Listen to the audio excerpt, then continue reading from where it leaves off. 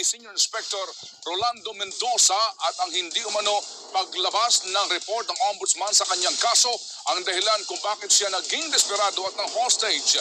Eksklusibo pong nakipag-usap kanina sa ABS-CBN News ang hostage taker at inilabas ang kanyang hinaing kung bakit siya pumantong sa pang-hostage. Nagpapatrol, exclusive, George Carino. Ginaganap ang negosasyon kanina sa Quirino Grandstand, nagkaroon ako ng pagkakataon na makausap sa telepono ang hostage taker na si Senior Inspector Rolando Mendoza sa pamamagitan ng isang dating pulis na malapit na kaibigan ng hostage taker. Pinoproblema ni Mendoza ang kasong robbery extortion na isinampalaban sa kanya noong April 9, 2008. Basta daw siya sinibak sa serbisyo at hindi sinabihan kung ano desisyon ng ombudsman. Kaya ang kopya ng desisyon ng ombudsman ang hinihingi niya. Kailangan ko ng yung final order ng ombudsman. Kasi yung dismissal ng ombudsman, it took only 7 months. Tapos yung motion ko, 9 months na, wala pa silang sagot.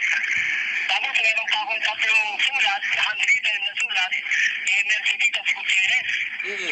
Tatlong sulat na, wala pang sagot yun. Giit ni Mendoza parang pinersonal siya ng PNP. Personal ako masyado ako binismis ako ng NCRPO sa pulis. Disqualified na akong pumasok sa ibang ahensya ng gobyerno. Tapos wala pa yung benefits na matatanggap ko. Mga salita na ng desperado ang sumunod na binitiwan sa akin ni Mendoza. Ano bang saysay? Ano bang halaga ng buhay ko? Wala naman ang buhay ko sa ginawa nila. Kung hindi nila ako a-action na maganda, sasayangin ko na ang buhay ko. Nagtataka ang dating kasama ni Mendoza kung bakit ganung magsalita ang kaibigan niya. Isa daw matino at decorated na pulis, si Senior Inspector Mendoza. Sinasabitan pa ni Mayor Fred Lim yan. Laging kasama yan sa outstanding policeman. Hindi rin umano kapanipaniwala na madiin sa hulidap ang kaibigan niya dahil minsan na ding napatunayan ang katapatan nito sa malaking pera. Ibinibigay sa kanya, no? Ano yung pera? Yung pera, create mga bago. Time of Marcos to. Huli niya, na-intercept niya. Sinila niya. Siya ang sikap na, General Cabrera. Sinubukan pa uli naming tawagan ng hostage taker pero hindi na namin makontak.